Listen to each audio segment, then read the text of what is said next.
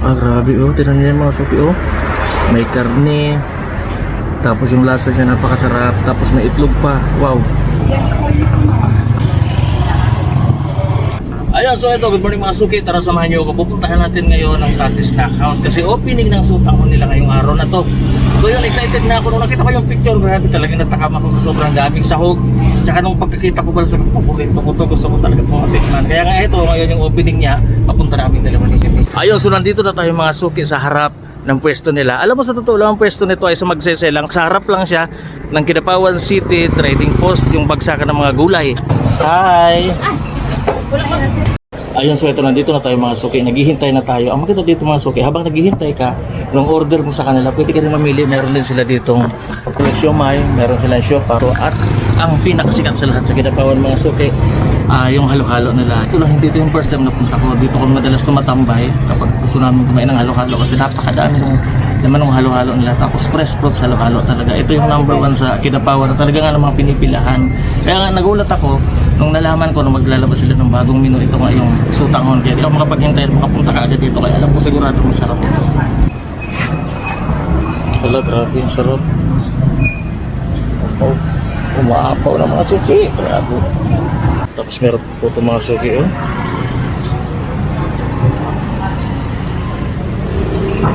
Ayun, so ito na yung lunch date namin ngayon ni Mrs. Mga Suki. Ito yung kakainin namin. Grabe, nakaka-excite naman.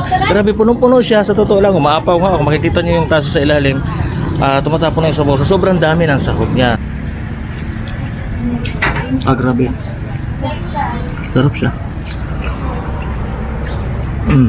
Grabe oh. Tinan niyo yung mga suki oh. May karne, tapos yung lasa niya napakasarap, tapos may itlog pa. Wow. Grabe yun. Tapos meron din puto. Sarap niya. Masarap.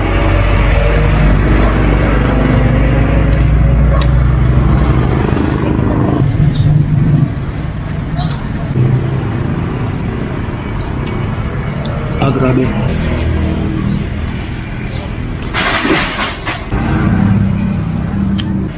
Grabe. Pagpapawisan ka talaga sa sarap ng suki. Wow.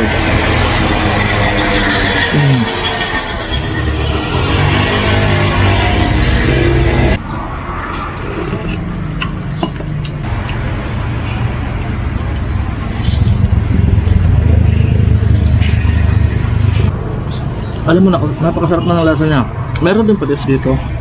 Tsaka ito, na kung gusto mong dagdagan. Pero para sa akin mga suki, no need na. Hindi mo kailangang lagyan. Kasi napakasarap na niya. Tapos meron din kalamansi kung gusto mong lagyan. Pero hindi na kailangan kasi sobrang sarap ng lasa niya. Tamang-tama lang, perfecto. Pero depende pa rin yun sa inyo kung gusto nyo lagyan o ayaw nyo. Pero para sa akin, okay na. Malasa na. Pati yung puto lang masarap. Sultanghon sila isa, no? Bagay na bagay siyang isa ba yung puto Sultanghon. Asan nila? Grabe sa bawa. Sarap. Wala.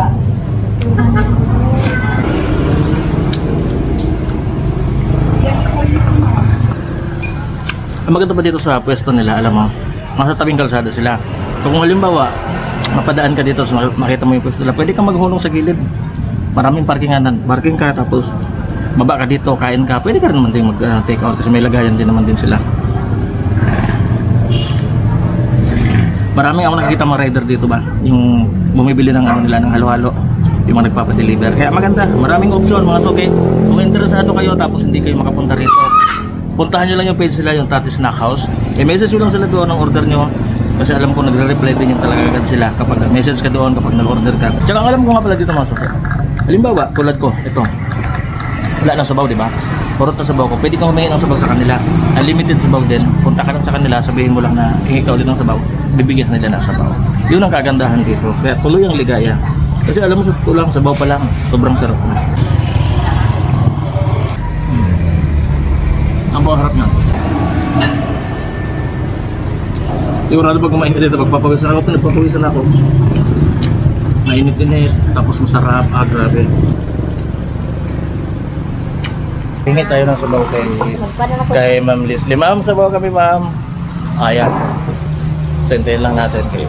Magkuha sila ng sabaw. So, gano'n kaganda dito mga suki. Nanay puso o sa Grabe, sold mga suki. Ayun, sa bawo. Wow. Napakabili. Sinabi ko lang kanina, di ba? Paad kami ng sabaw. Automatic, ayun na yung sabaw. Tapos ito nga pala, yung sinabi ko kanina sa inyo, may soft drinks na, may sutanghon, na may karne o merong itlog, tapos may puto pa. Unli sabaw pa, 80 pesos lang pala ito mga suki. Kayang-kaya. Napakamura lang. Grabe, sold na sold. Sa totoo lang. Ito, kanina pa ako kumakain, pero hanggang ngayon, hindi ko pa rin ubos. Tapos nung medyo konti na lang yung sabaw ko, may ilang ulit ako ng sabaw para madagdagan. So, sold na sold. Grabe, ang sarap.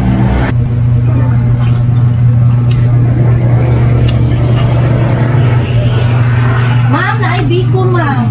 Ma'am, kadali lang, ma'am, ha. Kaya magpapalit sa amig. So, alang dali, ma'am. Gusto lang, free? Opo, free. Dara, ma'am. Ayun, regarding nga pala mga suki dito sa karneng kasama, yung sinabi ko sa inyo kanina, manok po siya mga suki, kaya lahat welcome dito kumain. Manok yung karneng kasama nito dito.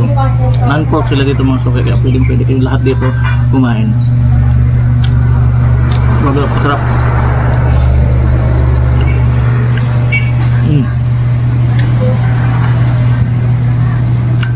Grabe, parang di ko nakalimutin ba?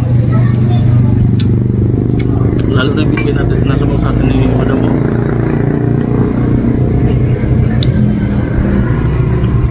Punta na lang kanina di ako kumain sa bahay. Kasi pinagandaan ko talaga to kasi alam ko nga opening nila. Sabi ko na di ako kakain sa bahay kaya para dito ako kakain ba. Tapos kung sakali naman pala, halimbawa pagpunta mo dito, o di kaya nayaya ka ng barkada mo tapos sabi mo kakakain mo pa lang, walang problema, mayroon din silang halo-halo dito. Ito yung sinabi ko kanina na press fruit sa halo-halo. Overload din yun mga suki. Hindi ko lang alam kung nakita niyo yung video ko dati. Nag-video din ako dito na kumakain ako ng halo-halo. Grabe yung halo-halo na overload.